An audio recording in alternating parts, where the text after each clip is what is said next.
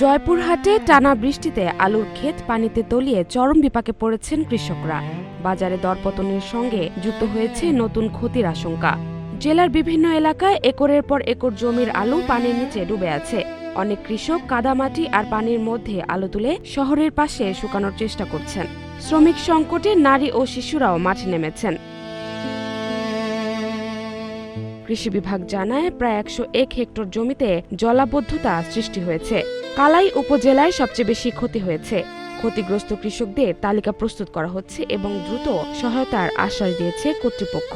কালাইয়ে প্রায় 10,690 হেক্টর জমিতে আলু আবাদ হয়েছিল, কিন্তু গত 12 এবং 13 তারিখে পরপর 2 দিন বৃষ্টিপাতের কারণে যে এলাকাগুলো নিম্ন অঞ্চল প্রায় 920 হেক্টরের মতো জমিতে পানি নিমজ্জিত অবস্থায় রয়েছে। তো আমরা কৃষি সম্প্রসারণ অধিদপ্তর কৃষকদের পরামর্শ দিয়েছি যে যত দ্রুত সম্ভব পানি নিষ্কাশন যেন করে, তাহলে ক্ষতিটা একটু কম হবে। তো আমরা মাঠ পর্যায়ে দেখছি যে কৃষকেরা পানি নিষ্কাশন করছে এবং এই অবস্থায় আলু উত্তোলন করছে। তারপরেও অনেক কৃষকের ক্ষতিগ্রস্ত হবে। আমরা এই ক্ষতিগ্রস্ত কৃষকের তালিকা প্রস্তুত করছি। জাহারাজে বিন তন্নি, নাগরিক প্রতিদিন।